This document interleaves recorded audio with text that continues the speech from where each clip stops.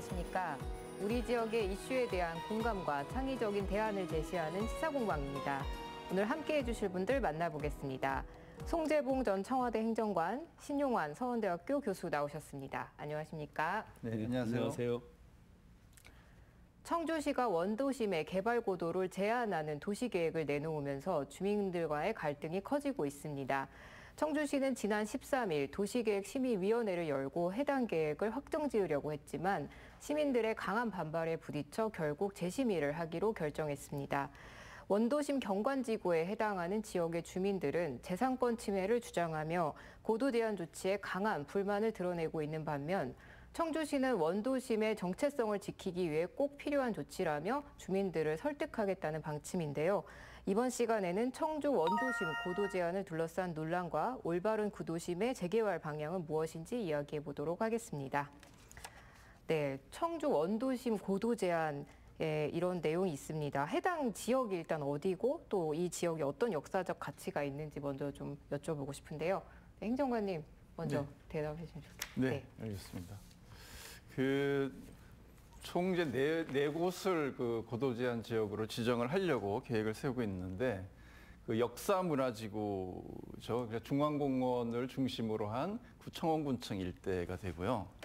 근대문화 1지구와 2지구로 이렇게 나눠서 규제를 하려고 하는데 1지구는 주로 행정상업지에서 현 청주시청 인근을 중심으로 이렇게 잡고 있고요.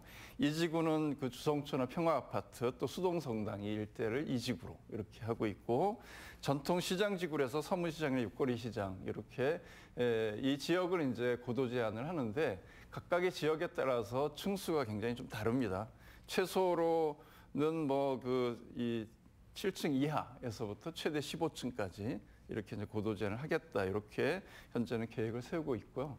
근데 이 지역이 아무래도 청주 천년의 역사로 보면 많은 그런 역사적인 어떤 문화유산이 있기도 하고 또 근대 문화유산들이 집중돼 있다 보니까 이 지역을 어떻게 보존할 것인가라는 것과 또 주민들의 입장에서는 그렇지만 어떤 지속 가능한 어떤 성장이라든가 또는 주민의 삶의 질, 특히 주거 환경이라든가 이런 걸 개선의 필요성이 또 같이 공존하는 그런 지역이다 이렇게 볼 수 있습니다.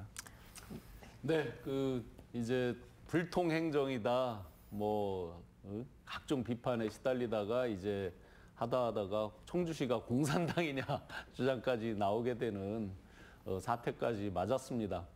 제가 근무하는 제 연구실에서 이렇게 서원대학 쪽에서 내려다 보면 기존에 우암산이 아주 잘 보였었거든요. 도청 그 뒤쪽으로 해서. 근데 최근에 보면 시내에 이제 34층짜리 아파트가 들어서 있어서 상당 부분 가려져 있습니다. 또 시청 뒤에 49층짜리도 있죠.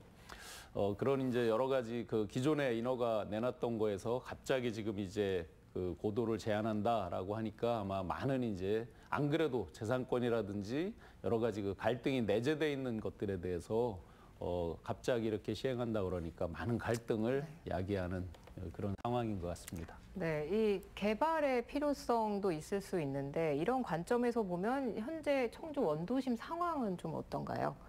네. 예, 원도심이요. 조금 전에 우리 신 교수님 말씀하신 것처럼 대원 칸타빌이 34층 도청 옆에 이렇게 높이 솟아 있죠. 또 코아루가 49층. 그래서 정말 이 두 개의 고층 건물이 들어오면서 시민들의 입장에서는 도대체 청주가 도시 경관 관리를 어떻게 하는가, 도시 계획을 제대로 하고 있는 거냐라고 하는 비판의 목소리가 꾸준히 있어 왔던 것 같습니다. 그런데 최근에 남주동 지역에 가로주택 정비 사업으로 해서 39층 규모의 또 사업 허가가 이제 나고 그러다 보니까 이게 개발 압력이 굉장히 높아지고 있죠. 그런 이제 한 축과 또 일반 다양한 시민들의 어떤 우암산에 대한 조망권 문제를 포함해서 청주의 이런 원도심 지역을 어떻게 좀 더 계획적으로 관리하면서 갈 것이냐라고 하는 현실적 고민들이 있는 거라고 보거든요. 그래서 이 양자 사이에서 어떻게 균형점을 찾을 거냐라고 하는 것이 현재 우리에게 주어진 좀 당면한 그런 과제가 아닌가 싶고 더더욱이나 기존에 이제 관리를 잘못해 온 거거든요. 이렇게 고층 건물들이 허가가 나서 뭔가 도시 경관 전체에 있어서의 좀 흉물처럼 보이는 상황이 되다 보니 이것을 어떻게 할 것이냐. 오늘 사실 저도 오면서 이게 마음이 좀 답답하더라고요. 이게 정말 제대로 된 해법이 있는 거냐라고 하는 문제에서부터 그래도 좀 뭔가 우리 지역 내에서 합의 가능한 그런 좀 새로운 대안을 또 모색해야 되는 게 숙제다 이렇게 생각을 합니다. 네, 원도심이라고 이제 하면 그 저희 고등학교 다닐 때 이렇게 보면 같은 청주 시내인데도 그 이쪽 지금의 이제 아까 송재봉 행정관님께서 자세히 설명해 주셨지만 네 군데로 나눠진 지역을 자세히 말씀해 주셨지만 한마디로 요약하면 청주시청부터 육거리 사이에 이제 고도를 제한한다 이렇게 이제 한마디로 표현할 수 있겠는데요. 저희 고등학교 다닐 때 이쪽 시내에 사는 친구들을 시내에 사는 친구라고 했습니다. 실제로 같은 청주시에 있었어도 그 시내 그 당시 말하던 그 시내가 지금의 이제 원도심인데요. 상대적으로 이제 외곽이 발달하고 일종의 미니 신도시처럼 계속 우리 청주도 뻗어나가고 하다 보니까 원도심은 상대적으로 예를 들어서 도로라든지 또는 각종 이제 새로 생기는 신도시 쪽은 전부 지중화로 이제 매설이 되어 있어서 전봇대라든지 여러 이제 외적 경관 이런 것들에 있어서도 오히려 이제 원도심이 상당히 열악해졌죠. 또 부동산 땅값으로만 본다면 옛날엔 시내가 제일 비쌌던 데들이죠. 북문로, 남문로 해서 그렇게 다 비싸고 했었는데 지금은 오히려 외곽에 세종으로 가는 길, 오송 쪽 이런 데들이 다 올라가면서 원도심이 외곽에 만도 못하다. 그만큼 이제 개발에 있어서 묶여 있고 뒤처지고 이런 것들이 지금 현재 이제 원도심인데 거기에다가 다시 이제 고도 제한을 둔다 그러니까 원도심에 원래 거주했던 약 6천여 명의 주민들이 지금은 폭발 지경에 이르는 거죠. 사실 상권이 많이 위축이 됐죠. 예전에는 성안길 상권 하면 전국에서도 알아주는 상권이라고 했었고 또 학교도 굉장히 뭐 정말 그 오전 오후반을 할 정도로 집중됐었는데 지금은 폐교위기에 처해할 정도로 학생 수도 많이 줄어 있고 도심 공동화 현상이 되다 보니까 주민들 입장에서 보면 도대체 이 활성화 계획은 없고 왜 규제만 하냐 이러한 이제 비판적 문제의식이 현실적으로 될 수밖에 없고요. 더더욱이나 그 과거에도 그런 치마의 규제가 있었거든요. 규제가 없었던 것을 아주 처음에 새로 하는 것이 아니라 2015년 이전까지는 그 건축법상의 고도 제한을 할 수 있는 규정이 있어서 해발 94m로 관리를 해왔던 건데 이게 아마 95년이면 박근혜 정부 시절인 것 같은데 이것이 규제 완화라는 이름으로 해서 건축법상의 고도 제한을 그 규제할 수 있는 근거가 사라져 버리면서 이것이 이제 개발 주체들의 입장에서 보면 호기를 만난 거죠. 그래서 이런저런 중간중간에 이제 그런 고층 빌딩들이 불쑥 올라오게 된 그런 상황인데 이 시점에서 그럼 새로 규제를 한다고 하면 어떻게 할 건지 그리고 그것이 지역 주민들이 수긍할 수 있는 방안이 있는지 정말 이건 좀 답답한 상황이다 이렇게 봅니다. 예, 2015년에 그야말로 이제 도로 사선 그 제한이 철폐가 됐죠. 그러다 보니까 이제 중간중간 뾰족뾰족 물론 이제 서울 같은 경우도 제대로 개발이 통일적으로 진행되기 전 단계에서는 그런 현상들이 지역별로 있었긴 했습니다만 이 청주에서 그래서 이제 34층짜리, 49층짜리들이 생기면서 수암골 위에서 내려다봤을 때 무심천이 가려져서 잘 안 보이는 또 이쪽에서 무심천 방향에서 우암산을 바라볼 때는 또 거의 잘 안 보이는 이제 어떻게 보면 난개발이 이제 시내 한복판에서 일어나게 됐었고 그랬는데 지금 와서 이제 다시 4개 지구로 나누어서 이제 다시 보존을 하고 어떤 그 도시 재생의 기준을 새로 마련하겠다 뭐 이런 취지잖아요. 그렇죠. 이제 와서 이렇게 한다고 그러니까 도대체 청주시는 기준이 뭐냐 왔다 갔다 그러면 사전에 이런 것들에 대해서 철저하게 소통이라도 하지 뭐 이런 불만들이 이제 폭발하는 상황입니다. 네. 그러면 지금 청주시에서 내놓은 이 원도심 고도 제한 조치의 어떤 구체적인 내용은 좀 어떤 것들이 있을까요? 네, 뭐 높이나 뭐 이런 것들이 있을 것 같습니다. 아까 그 행정관님께서 자세히 말씀 주셨지만 그 4군데 이제 4개로 구역을 나누어서 15층까지 제한하는 곳도 있고 또 역사문화지구 같은 경우는 4, 5층으로밖에 그렇죠. 못하는 경우도 있고요. 또 전통시장지구 같은 경우는 약 13층까지 이렇게 해서 각각 그 구역별로 이제 고도 제한을 달리 하는데 문제는 과연 이런 고도 제한을 달리하고 그랬을 때 향후에 청주의 원도심을 어떻게 복원하겠다는 그 마스터 플랜이 뭐냐 이 부분이 나와줘야 되는 거죠. 개별로 이제 어느 지역은 어떻게 하고 어떻게 하는데 그 이후에 그렇다면 청주의 모습을 뭘 그리고 있길래 이렇게 지역 주민들한테 제안을 하는 거냐. 또 그 이면에 그렇다고 그러면 그 원도심에서 각종 재산권이나 생활의 편의 이런 걸 침해받는 분들을 위해서 어떤 그 계획을 갖고 있느냐. 이런 것들이 이제 같이 나왔어야 된다는 점이죠. 그게 아쉬운 점이죠. 네. 근데 이제 지난해 이미 12월에 도시계획 조례가 개정이 됐죠. 그래서 그 고도 제한을 할 수 있는 근거는 이제 조례상에 마련이 됐고, 이번에 이제 도시계획위원회가 열렸던 것은 그것을 도시관리계획에 구체적으로 이제 내 구역에 대해서 그걸 반영하는 단계에 와 있는 거죠. 그런데 그 해당 지역 주민들이 강하게 반발하면서 이제 최종 결정을 못한 채로 회의가 이제 연기가 된 그런 상태에 있습니다. 그래서 그 논의 과정이 아예 없었던 건 아니고 의회 내에서도 꾸준히 좀 논의가 있었고, 또 일부 주민들하고는 아마 공청회 형태를 취한 것 같은데, 사실 전체 주민들의 입장에서 보면 이거 갑자기 왜 느닷없이 이 규제를 하는 거야, 이런 이제 문제 제기가 되고 있는 상태이고요. 그래서 제가 볼 때도 충분하게 사전에 해당 지역 주민들하고의 소통이 좀 부족했다. 그리고 이 규제는 당하는데 그럼 도대체 그거 어떻게 하겠다는 것에 대한 이제 대안이 없고, 그래서 제가 좀 아쉽게 생각하는 것은 보니까 이런 것을 대비해서 그 도시정비기금을 그래서 조성하도록 돼 있습니다. 도시정비기금은 현재로 보면은 건축 관련된 그 인허가 가 있을 경우에 그와 관련된 이제 세금의 15% 정도를 기금으로 적립하도록 규정을 하고 있는데, 2017년부터 20년까지 쭉 내용을 보니까 이상하게 청주시가 하나도 적립을 안 한 거예요. 그러다 보니까 지금 기금 자체가 애초 그 계획대로 법대로 했으면은 한 970억 정도를 조성했어야 되는데 현재 기금이 70억 정도밖에 없다는 겁니다. 그러다 보니까 이런 이제 계획을 하면서도 뭔가 해당 지역 주민들이 수긍할 만한 그런 현실적인 대책을 지원 대책을 제대로 이제 내놓지 못하는 그런 좀 한계를 현재 가지고 있다, 이런 생각이 듭니다. 제가 이제 그 과연 이렇게 제안을 했을 때 뒤에 청주시가 그리는 청사진이 뭘까 해서 청주시에서 제시하는 동영상들을 쭉 찾아봤거든요. 그랬더니 뭐 회의하는 장면, 네. 그다음에 뭐 도표를 놓고 막 이렇게 뭐 가르치는 장면 이런 것들은 나오지만 이후에 이거를 잘 보존하고 도시 재생을 했을 때 어떤 모습으로 거듭나서 정말 시민들에게 그 뭐 관광지라면 관광지 또 생활 편익 이런 것들이 고쳐질까는 전혀 볼 수가 없었어요. 제가 그 미국에서 살기 좋은 도시로 3년 연속 계속 꼽혔던 포츠워스라는 도시를 3번을 일부러 가봤습니다. 그 사막지대, 댈러스에서 한참 떨어진 사막지대에 있었는데 어떻게 이런 곳이 살기 좋은 곳 1위로 뽑혔을까?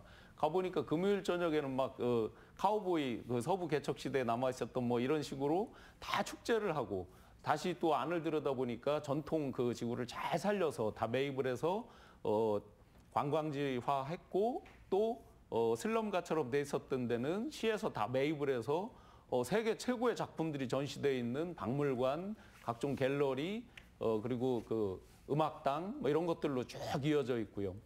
자, 그러면 이렇게 이제 원도심에서 피해를 받는 분들을 과연 어떻게 수용을 한다든지 또는 어떤 다른 보상책을 써서 그분들에게 이런 상실감을 없앤다든지 이런 것들에 좀 더 세심한 신경을 써야 되겠죠. 그래서 저는 기본 인프라에 대한 충분한 그 계획과 이것을 관광 자원화하는 것, 또 사실 지금까지는 도시 재생의 방식으로 그 주민들의 어떤 삶의 조건을 바꾸겠다라는 게 기본 계획에는 들어있죠.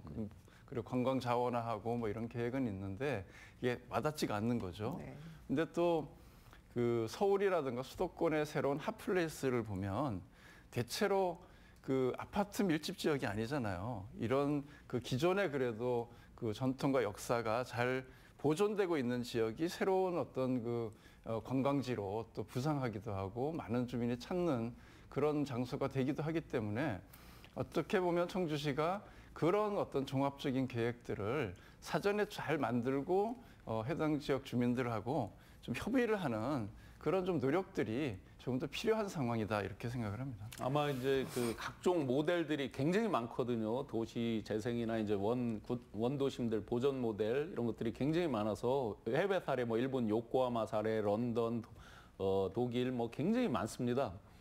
그런데 아마 지금 우리가 지정하고 있는 이 구역을 보면 굳이 우리가 비유를 하자면 아마 서울의 삼청동, 인사동 이쪽하고 많이 비교를 할 수 있을 것입니다. 도청을 중심으로 해서 이제 서울 같으면 청와대를 중심으로 해서 근데 잘 보존했을 때 정말 그쪽 지역에 물론 지금은 다시 부동산이 조금 다운되고 이렇게 한 것도 있지만 그쪽에 잘 보존된 한옥이라든지 이런 데 가격이 굉장히 폭등을 하고 인근 상권도 굉장히 잘 살았던 단순히 그냥 벽화에 저 페인트 칠하고 뭐 이런 정도의 개념이 아니라 전체를 어떤 그 지구 단위 전체를 관광 상품화도 하고 또 경제적으로도 또 실질적으로 잘 돌아가게 만드는 이런 종합적 플랜들이 있었거든요. 그래서 기왕 이런 이제 그 각종 고도 제한 등을 포함해서 2030 플랜이잖아요. 이게 10년, 20년을 내다보고 하는 플랜이라고 그러면 원주민들과 원래 그 원도심에 살고 있는 주민들과 잘 상상해서 나갈 수 있는 그림으로 그리면 좋겠습니다.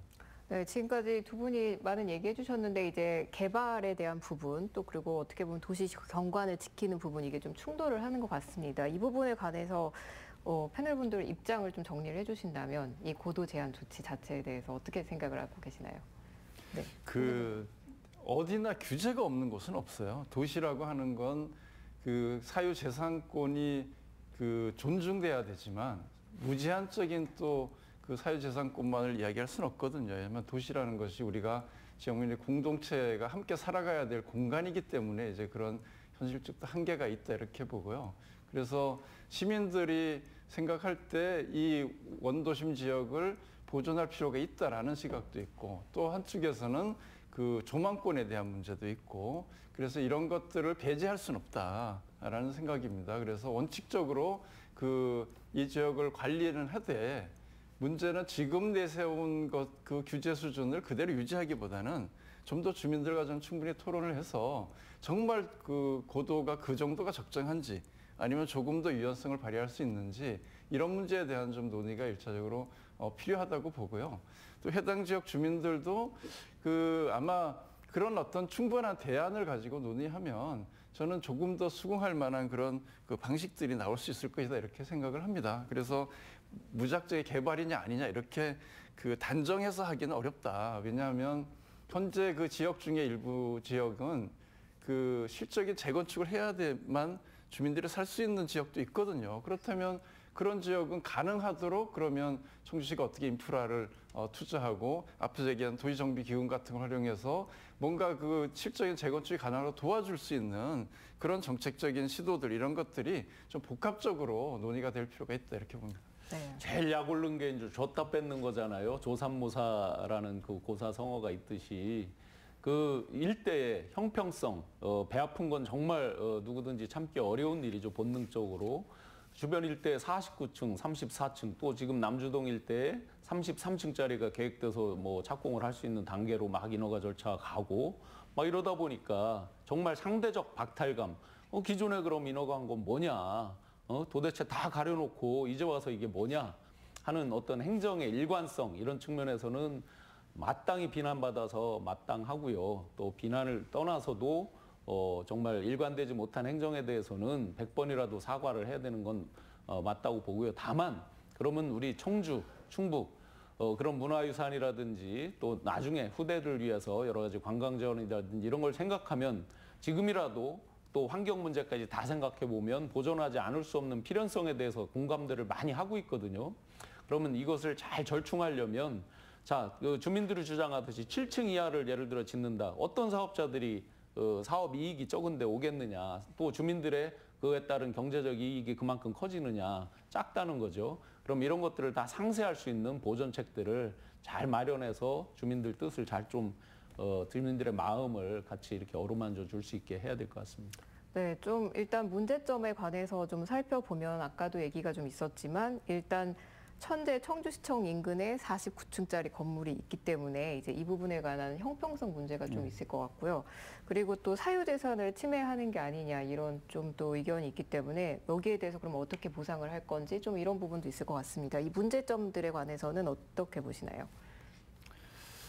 그 뭐 앞에서 다 얘기를 네. 이미 한 것 같아서 예, 문제점이 지적한 대로 형평성의 문제를 얼마든지 지적할 수 있죠. 주민들 입장에서는 아니 옆에 정말 고층 빌딩 허가해주고 왜 우리를 규제하냐 이것에 대해서 시가 제대로 설명하기 어려울 겁니다.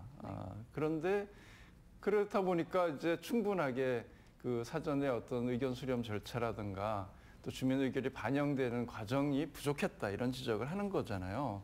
그러니까 늘 소통의 문제가 소통을 아무리 해도 늘 부족한 것이 소통인데 그러면 저는 이런 문제였다고 하면 시장님이 직접 나서서 좀 소통을 했어야 된다. 그리고 정말 이것이 미래의 청주시의 중요한 어떤 보존해야 할 만한 가치가 있고 문화유산으로서 의미가 있다고 하면 결국 그 해당 지역 주민들을 설득해내야 되거든요.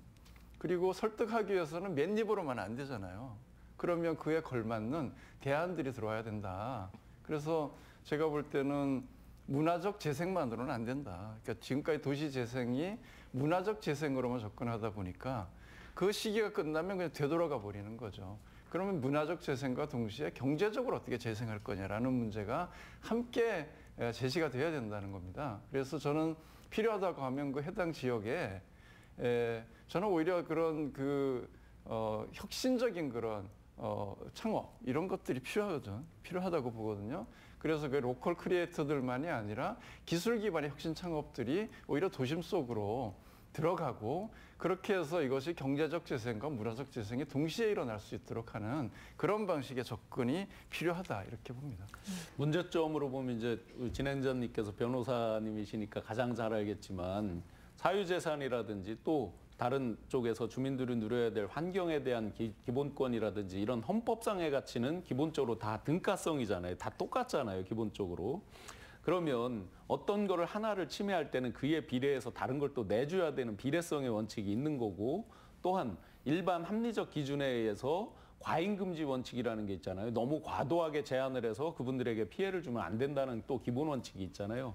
이런 것까지를 가장 잘 어떤 저울질을 해서 조금씩이라도 더 다수에게 또 다중에게 이익이 되는 이런 방식으로 이제 결론을 내릴 수밖에 없는 거잖아요. 이 과정에서 제가 제일 거슬리는 말이 하나 있었습니다. 청주시에서 해명하는 것 중에 적법 절차를 거쳤다. 라는 말입니다. 이게 이제 흔히 행정하는 공무원분들이 가장 쉽게 할 수 있는 말이지만 아무리 적법 절차를 거쳐도 내용적 정당성이라든지 그 목적의 정당성이라든지 이런 건 또 다른 거잖아요. 절차적인 정당성을 아무리 얻었다 하더라도 그 최종적인 목적이 과연 부합하느냐 이런 것들을 상처받은 인근 그 원도심의 주민들을 생각해서라도 그런 말을 함부로 하는 건 아니겠다. 뭐 몇 번의 공청회를 거치고 어떤 그 과정상의 절차 뭐 서명을 받는다든지 다 거칠 수 있죠. 그런데 결과적으로 그게 모두에게 이익이 되느냐 하는 부분은 또 다른 거니까 그런 부분으로 더 마음을 상처내는 거는 안 될 것 같습니다. 그럼 마지막으로 이 원도심을 개발하는데 어떤 방법이 좀 올바르다고 생각하시는지 좀 의견을 들어보고 싶은데요. 어떻게 하는 게 좋겠습니까? 네, 신영 교수님. 저는 이제 계속 네. 말씀드렸지만 이제 비례성의 원칙, 과잉금징의 원칙에 의해서 고도 제한을 일정 부분 안 할 수 없다고 봅니다. 그 원도심에 사는 분들께 정말 죄송한 얘기지만 또 오암산 왜 둘레길 개발 논의 때도 한참 나왔잖아요. 그 원도심에 사시는 분들의 교통 편의성 이런 것들이 이제 많이 헤쳐지고 하는 것들을 봤지만 안 할 수는 없다고 봅니다. 우리 청주의 미래를 위해서. 그런데 그에 걸맞게 각종 개발이 환수 요즘 뭐 많이 이렇게 나오고 있는데 그런 것들을 통해서 원주민들이 피해보는 거에 대해서 적절한 보상 그리고 그것들이 청주의 10년, 20년을 그려나가는데 서로 윈윈이 될 수 있게 비례를 맞춰야 된다라고 생각을 합니다. 네. 예, 사실 자연 경관지구 같은 경우는 아마 층수 제한이 4층인가 이렇게 제한이 된 훨씬 더 엄격하게 또 제한이 되는 지역도 있고 사실 우리가 용도 지구를 도시계획을 하면서 정하는 이유는 그 해당 지역이 나름대로 그 적합하게 경관이든 뭐 같은 환경적이든 아니면 문화적이든 그런 어떤 가치를 기반으로 해서 정할 수밖에 없거든요. 그리고 그것은 그렇지만 일방적으로 지정돼 온 게 지금까지 우리의 관행이었죠. 과거 군사독재 시절부터 생각해 보면 어느 날 보면 그냥 지정돼 버리니까 엄청나게 많은 국민들이 사유재산권의 침해를 받으면서도 그 억울함을 어떻게 하소연하지도 못하고 지내온 시절도 있었는데 지금은 사실 그렇게 가면 안 되는 거죠. 그래서 그 새로운 어떤 규제를 한다고 할 때는 그 규제 자체의 합리성에 대해서 지역민 간의 어떤 동의 과정이라고 하는 절차가 중요하고 동시에 그로 인한 불이익에 대해서 합당한 어떤 보상과 지원 체계가 동시에 고려돼야 된다. 네. 그래서 이 지역에 대한 문제도 아마 곧 그 도시계획위원회가 열린다고는 하는데 그 이전에라도 충분하게 이런 논의 과정이 좀 필요한 그래서 보다 적극적으로 소통하고 주민들이 요구하는 바를 최대한 그 반영하고 그래서 수정 보완하는 그런 노력이 필요하다 이렇게 봅니다. 네. 마지막으로 한번 첨언드리면 이제 거버넌스라고 우리 청주가 그래도 그런 각종 그 민관 거버넌스의 어떤 상대적으로 그 모범적인 동네 아니냐라고도 평가를 받았는데 각종 민 그다음에 뭐 시의회 또 공무원분들 관계당국 또 시민단체 뭐 이렇게 해서 많이 그동안 거버넌스 했는데 최근에 이제 오창에 예를 들어서 뭐 임대주택 분양가 전환 문제라든지 또 방서지구의 그 정신 그 병원 건립 문제라든지 이런 쪽에서 보면 충분히 그런 거버넌스 기능이 발휘되지 않는 것 같아요. 그러니까 그게 곧 불통으로 이어지겠죠.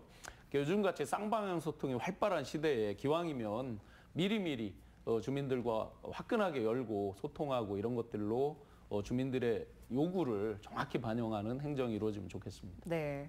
원도심 고도 제한 문제는 청주시의 교시계획과 주민들의 사적 재산권이 충돌하면서 발생하는 문제이기도 한데요. 해당 지역의 주민들에게는 재산권 침해가 될 수 있는 만큼 청주시에서 주민들의 의견을 충분히 수렴해서 협의점을 찾아가야 할 것 같습니다.